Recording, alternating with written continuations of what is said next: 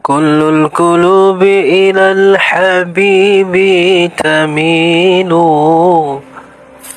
ومعي بهذا شاحد ودنين أحمد دنين إذا ذكرت محمدا يا رسول الله اللهم صل وسلم عليه. أستغفر الله العظيم للمسلمين والمسلمات. بسم الله الرحمن الرحيم. Assalamualaikum warahmatullahi.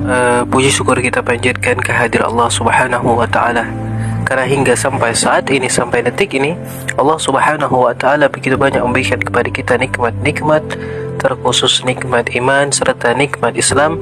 Maka tak lupalah untuk senantiasa mengingatkan hati kita, mengingatkan diri kita untuk senantiasa bersyukur kepada Allah Subhanahu wa taala dengan ucapan alhamdulillah ya Allah.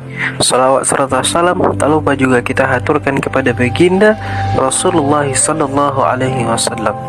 Semoga kiranya kelak nanti Allah Subhanahu wa taala memaafkan dosa kita dan Rasulullah sallallahu alaihi wasallam berkenan memberikan syafaatnya kepada diri kita ini yang penuh dengan banyak dosa. Ya Allah, dengan ucapan Allahumma salli ala sayyidina ataupun Allahumma salli ala Muhammad wa ala ali Muhammad. Kemudian tak lupa kita untuk senantiasa bermunajat kepada Allah Subhanahu wa taala untuk mendoakan kedua orang tua kita. Semoga nanti Allah ampunkan kita dan kita termasuk ke dalam anak-anak yang berbakti kepada kedua orang tua. Amin ya Allah, amin ya rabbal alamin. Dengan ucapan Allahumma ighfir li dzunubi wa liwalidayya warhamhuma kama rabbayani shaghirah. Yang ke-17 dari nama Allah Asmaul Husna ya Allah Subhanahu wa taala, yaitu Al-Wahhab. Di dalam Al-Quran Al-Karim ada beberapa disebutkan nama Allah Subhanahu wa taala Al-Wahhab ini. Di antaranya firman Allah Subhanahu wa taala di dalam Al-Quran Al-Karim pada surah Ali Imran, a'udzubillahi minasyaitonir rajim. Bismillahirrahmanirrahim. Rabbana la tuzigh qulubana ba'da idh hadaytana wa hab lana min ladunka rahmatan innaka antal wahhab. Dan berikan kami dari sisi Engkau rahmat, sesungguhnya Allah Subhanahu wa taala itu Maha Pemberi. Jadi nama Al-Wahhab itu secara ringkasnya diartikan dengan istilah yang Maha Pemberi. Al-Wahhab huwa alladhi yu'ti kulla muhtajin ma yahtajun alaih la li'iwatin wa li kharatin azilin wa la azil.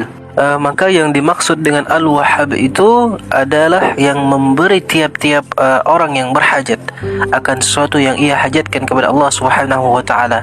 Dia beri seseorang itu hajat sesuai dengan hajatnya dan bukan untuk diganti ataupun untuk tujuan-tujuan yang lainnya, baik itu di dunia maupun di akhirat.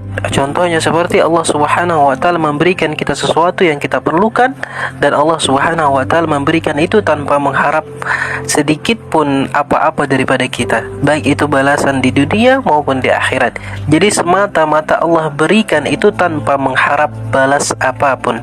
Subhanallah, begitu baiknya Allah Subhanahu wa taala kepada kita. Faman wahaba walahu bihibati qaradun yanaluhu min sana'in aw mawaddatin aw ghairi hima falaysa biwahhab. Barang siapa yang memberi dan baginya pada memberi itu ada tujuan yang akan dicapai, baik pujian, cinta atau selainnya, maka bukanlah itu Al-Wahhab. Contohnya seperti, jadi kalau kita memberikan sesuatu ada maksud, ada tujuan, baik tujuan itu berupa materi, tujuan itu berupa pujian, maka bukanlah itu yang dinamakan dengan Al-Wahhab. Karena Allah Subhanahu wa taala memberikan sesuatu yang kita perlukan tanpa ada iming-iming apa-apa, tanpa ada harapan apa-apa kepada kita. Subhanallah. Perkara Allah Subhanahu wa taala menyuruh kita takwa, menyuruh kita sembahyang, menyuruh kita sedekah dan amal-amal lainnya, itu kembali kepada kita manfaatnya. Karena sebesar apapun kita taat kepada Allah Subhanahu wa taala, tidak akan meninggikan kedudukannya Allah. Sebesar apapun ibadah kita kepada Allah Subhanahu wa taala, tidak akan menambahkan kemuliaan Allah. sebesar apapun perbuatan jahat kita, ingkar kita, durhaka kita kepada Allah, sedikit pun tidak akan menurunkan ataupun menaikkan derajatnya Allah Subhanahu wa taala. Subhanallah. Nah, sekarang apa yang kita perlukan kepada Allah Subhanahu wa taala? Karena Allah Subhanahu wa taala akan memberikan apa yang kita inginkan, hajat kita. Maka kira-kira apa yang sangat kita butuhkan, apa yang sangat kita perlukan, yang kita ingin minta kepada Allah Subhanahu wa taala, dan Allah Subhanahu wa taala pun sudah mengajarkan kepada kita di dalam doa dan sudah tercantum di dalam Al-Qur'anul Karim seperti a'udzubillahi minasyaitonirrajim, bismillahirrahmanirrahim, Rabbana la tuzigh qulubana ba'da idh hadaitana wa hab lana min ladunka rahmatan innaka antal wahhab. Maka yang sangat-sangat kita butuhkan, yang sangat-sangat kita perlukan ialah rahmat daripada Allah Subhanahu wa taala. Nah, apa itu pengertian rahmat secara lengkap? Karena rahmat secara ringkas itu biasa disebut artinya kasih sayang. Nah, pengertian rahmat secara lengkap yang sudah dijelaskan oleh para ulama ialah mencakup enam perkara. Jadi kalau kita meminta doa kepada Allah Subhanahu wa taala, ya Allah berikanlah hamba ini rahmat, maka kita akan mendapat 6 perkara daripada Allah Subhanahu wa taala, ataupun salah satu dari antaranya. Subhanallah. Nah, yang pertama disebut dengan rahmat itu usulul iman wat tauhid wal makrifat fi qalbi. Hasil iman, tauhid dan makrifat di dalam hati kita kepada Allah Subhanahu wa taala. Contohnya kita ini bisa beriman kepada Allah Subhanahu wa taala, itu rahmat Allah. Kita bisa mentauhidkan Allah Subhanahu wa taala, itu rahmat Allah. Kita bisa mengenal Allah dengan nama-namanya Asmaul Husna dan sifat-sifatnya, itu bagian daripada rahmat Allah Subhanahu wa taala. Subhanallah. Kemudian yang kedua, usulun nurut ta'ad wal ibadah fi zawari.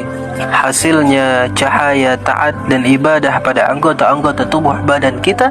Kita menuntut ilmu, kita berbuat kebaikan dan lain sebagainya, berarti kita mendapatkan rahmat Allah Subhanahu wa taala. Kita membaca Al-Qur'an, berarti kita sudah mendapatkan rahmat Allah Subhanahu wa taala. Kita sembahyang, kita sedekah, berarti kita sudah mendapatkan rahmat Allah Subhanahu wa taala. Kita membaca salawat kepada baginda Rasulullah sallallahu alaihi wasallam, maka saat itu kita mendapatkan rahmat Allah Subhanahu wa taala. Kemudian yang ketiga, usulul suhulati asbabil ma'isyah min al-ammi was-sihhati wal kifayah. Yang namanya rahmat itu hasilnya kemudahan daripada sebab-sebab kehidupan, keamanan, kesehatan dan kecukupan dalam kehidupan. Nah, itulah rahmat daripada Allah Subhanahu wa taala. Contohnya kita ini aman, tidak ada perkelahian, permusuhan, kita sehat, kita cukup dalam kehidupan kita, berarti kita sedang mendapatkan rahmat Allah Subhanahu wa taala. Kemudian yang keempat, husulus suhulati syakaratil maut, dan juga kita mendapatkan kemudahan dalam menghadapi sakaratul maut, artinya mendapatkan kemudahan saat bertemu malaikat Israel. Karena demikian itu pasti akan datang. Malaikat Israel itu akan bertamu kepada kita, ada yang sulit dan ada yang mudah. Nah, kalau kita mati dalam keadaan mudah, berarti kita mendapatkan rahmatnya Allah Subhanahu wa taala. Kemudian yang kelima, usulus su'ulati su'al fil qabr. Hasilnya kemudahan menjawab soal munkar nakir di alam kubur. Marrabbuka, uzar malaikat munkar nakir, mudah kita menjawab Allahu Rabbi. Wa man nabiyyuka, Muhammadun Nabi. Nah, ketika kita mudah menjawab hal tersebut, berarti kita sedang mendapatkan rahmat Allah Subhanahu wa taala. Dan yang keenam, husulus su'ulati hisab wa likaillati fil jannah. Mudahnya kita menghadapi hari kiamat dan bertemu dengan Allah Subhanahu wa taala di dalam surga. Nah, demikian itu pun adalah rahmat Allah Subhanahu wa taala. Jadi ketika kita bermunajat kepada Allah Subhanahu wa taala, Allahumma arhamni, contohnya, ya Allah berikanlah hamba rahmat, maka kita akan mendapatkan 6 hal tersebut. Subhanallah. Maka sangat begitu pentingnya rahmat Allah itu. Jadi kita pun disuruh oleh Allah Subhanahu wa taala mencari rahmatnya Allah. Nah, di mana kita mencari rahmat Allah? kalau kita hendak mendapatkan rahmat Allah Subhanahu wa taala itu, yang pertama ialah berdoa. Berdoa kepada Allah Subhanahu wa taala. Dan doanya pun sudah diajarkan oleh Allah dan disampaikan oleh Rasulullah sallallahu alaihi wasallam yang kita bacakan tadi. Rabbana la tuzigh qulubana ba'da iz hadaitana wa hab lana min ladunka rahmatan innaka antal wahhab. Nah, bacalah doa itu supaya memancing datangnya rahmat Allah Subhanahu wa taala. Allahu akbar, Allahu akbar. Karena orang kafir tidak diberikan rahmat oleh Allah, dan kita tidak boleh memintakan rahmat kepada mereka. Karena doa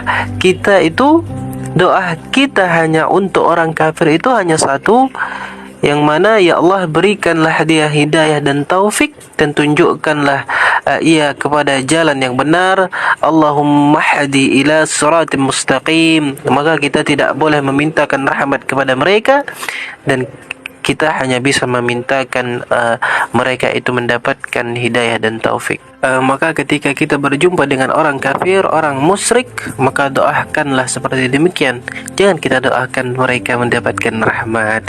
Kemudian yang kedua, bagaimana caranya kita mendatangkan rahmat Allah Subhanahu wa taala? Wa minha hudhulun majlisi ilmin wa zikrin.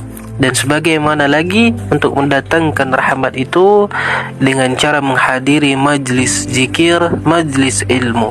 Kita berkumpul berzikir kepada Allah Subhanahu wa taala itu mendatangkan rahmat, mendapatkan rahmat Allah. Baik itu zikir berupa membahas tentang hukum-hukum Allah Subhanahu wa taala, maka kemudian turunlah rahmat Allah Subhanahu wa taala. Karena baginda Rasulullah sallallahu alaihi wasallam bersabda, la ya'udu qaumun yazkurullahu subhanahu wa ta'ala illa khaffathumul malaikatu wa ghashiyatuhumur rahman wa nazalat alaihimus sakinah wa zakaruhumullah fi man 'indah. Riwayat Muslim, artinya tidak duduk sekelompok orang berzikir kepada Allah Subhanahu wa taala melainkan meliputi akan mereka itu oleh malaikat, wa ghashiyatuhumur rahmah, dan meliputi sekalian orang yang berzikir itu mendapatkan rahmat Allah Subhanahu wa taala, dan turunnya ketentraman hati kepada mereka, dan mereka itu disebut oleh Allah di sisi para malaikat-malaikatnya. Jadi hadir ke majlis ilmu, hadir ke majlis ta'lim dan lain sebagainya, berzikir adalah menarik rahmat Allah Subhanahu wa taala. Kemudian yang ketiga, bagaimana cara kita mendapatkan rahmat Allah Subhanahu wa taala? Ziyaratus salihin, ziarah kepada orang-orang soleh, baik mendatangi tempat orang-orang soleh yang masih hidup ataupun mereka yang sudah meninggal dunia, menziarahi mereka, maka ketika itu kita sudah mendapat rahmat Allah Subhanahu wa taala. Nah, Imam Sufyan ibnu Unayyah mengatakan, indah zikri salihin tanzirur rahmah. Ketika kita menyebut nama orang soleh, kita dapat turun rahmat Allah Subhanahu wa taala. Contohnya, kita sebut nama Rasulullah SAW dengan bersalawat kepada baginda Rasulullah, maka Allah Subhanahu wa taala menurunkan rahmatnya. Kita sebut nama para sahabat-sahabat, maka kita mendapatkan rahmat Allah Subhanahu wa taala. Kita sebut nama para imam, 4 imam, dan nama-nama para aulia, kita dituruni rahmat Allah Subhanahu wa taala. Dan setengahnya lagi, wa minha al-iktikaf fil masjid. Karena baginda Rasulullah sallallahu alaihi wasallam bersabda, man tawadda'a fi baiti fa ahsana wudu'ah summa 'atal masjid fa huwa zairullah wa haqqul mazur ayyuhimal zairah. Rawahu Tabarani wa sahihah. Siapa yang berwudu di rumahnya dengan wudu yang sempurna, yang baik, kemudian dia datang ke masjid, maka kita disebut sebagai zairullah, sebagai tamu-tamunya Allah yang dimuliakan Allah Subhanahu wa taala. Apa hidangan yang kita dapat? kita mendapatkan rahmat Allah Subhanahu wa taala. Wa minha qiraatul Quran, membaca Al-Quranul Karim, ataupun berselawat kepada baginda Rasulullah sallallahu alaihi wasallam.